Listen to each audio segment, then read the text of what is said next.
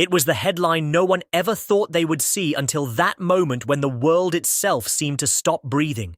The air thick with an invisible weight that pressed against every chest, freezing every movement, every thought, as if time itself had been held hostage by the truth that was about to be spoken. His voice trembled, his eyes fixed on the piece of paper in front of him, like it was a burning brand that would scorch him alive the moment he read the words aloud. The pause was long enough for a few in the room to exchange nervous glances, but no one dared speak. Then, with a shallow inhale and a voice that cracked halfway through, he said the words that would change everything. "We confirm Bill Cosby planned the murder of Malcolm Jamal Warner." The silence that followed was not the gentle kind you might find in a library or in the quiet of an empty night, but the heavy, suffocating kind that presses on your ribcage, the kind that makes you feel as if your very lungs are collapsing. Reporters froze mid-breath. Camera shutters stopped in mid-click. Outside the building, where a crowd of thousands had gathered for updates, people went still, their faces shifting from curiosity to grief in an instant, like statues carved in sorrow. And in a small, dimly lit living room miles away, Pamela Warner, a mother, a fighter, a woman who had survived loss before but never like this, collapsed to the floor. In her shaking hands, she clutched a faded photograph of Malcolm as a boy, his smile missing a front tooth, his eyes sparkling with the kind of innocence the world would one day betray. Through cracked lips, she forced out the only words her grief would allow. "I told them. My son didn't die by accident.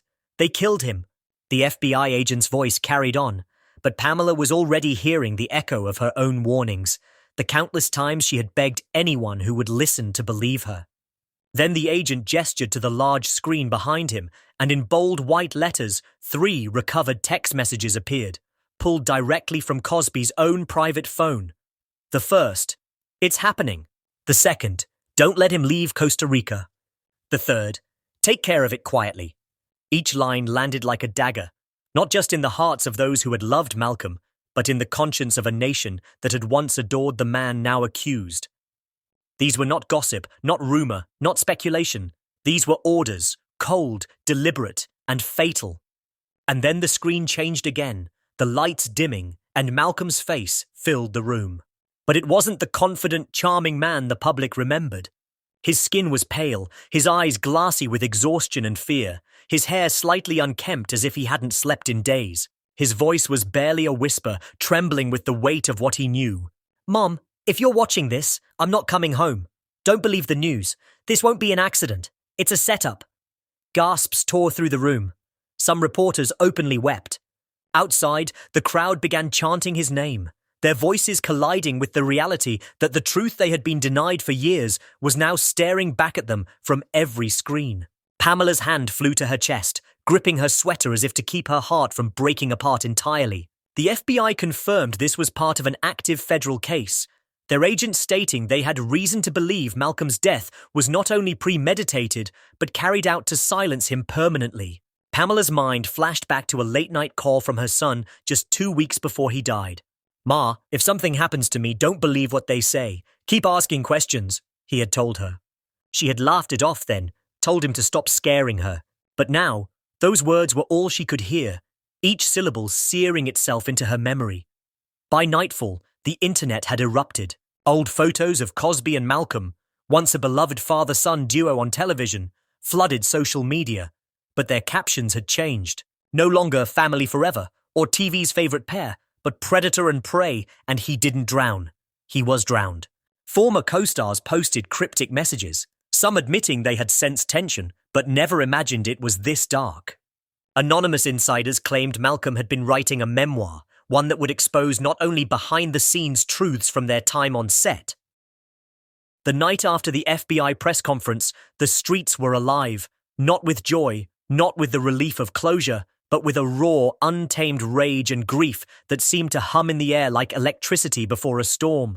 Outside Malcolm's childhood home, hundreds gathered, their candles flickering in the cold wind, their signs painted with his face and the words, "Justice for Malcolm" in bold letters that glared back at the darkness. Mothers clutched their children close, whispering promises to protect them from the kind of betrayal that had stolen Malcolm's life. Strangers held each other as though they'd known one another for years, connected not by blood, but by a shared heartbreak.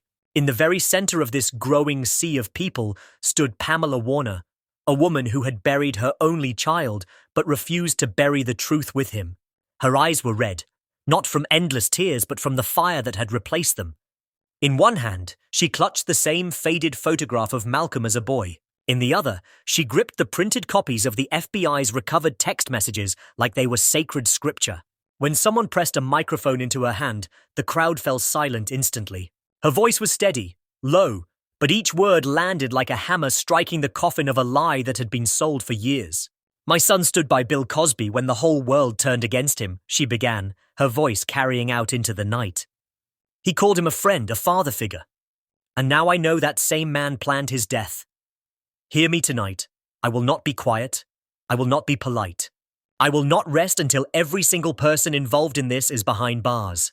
The crowd erupted in cheers, tears streaming down faces both young and old. The following morning, the first leaks appeared, as if the universe itself had decided to hand Pamela the weapons she needed. Encrypted files arrived in the inboxes of every major news outlet. Bank transfers, email chains, call logs, each piece darker than the last.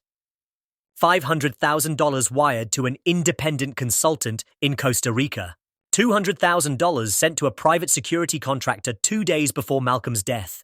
A chilling email from a law firm that read, "Ensure Warner remains in country until further notice. Silence is non-negotiable." The media firestorm was immediate. Hashtags shifted from "Not just justice for Malcolm" to "Cosby killed him." Then came the voicemail.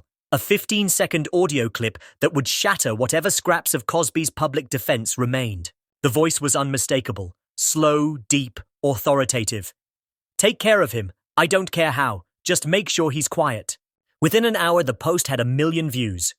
By midnight, every news network played it on loop. A man in a hoodie and baseball cap appeared on a late-night podcast, his voice altered, his face hidden in shadow. "I was hired to follow Malcolm," he confessed. "Not to protect him, to track him, report everything. The day he died, I got the call. Stand down, it's taken care of." "I thought they meant scare him. I didn't think." His voice broke before he could finish. The clip went viral overnight. Protesters began appearing outside Cosby's mansion, their signs reading, "We know the truth." Pamela did not hide from the chaos. She walked into it. She sat on national television, her voice trembling but unshaken. "My son called me 2 hours before he died. He told me if something happened to keep fighting, not to believe the news. I recorded that call. I will play it in court." When asked if she feared for her safety, she gave a bitter smile. "They already took the only thing they could use to hurt me. Now I'm dangerous to them." By the end of the week, the FBI charged Cosby with conspiracy to commit murder.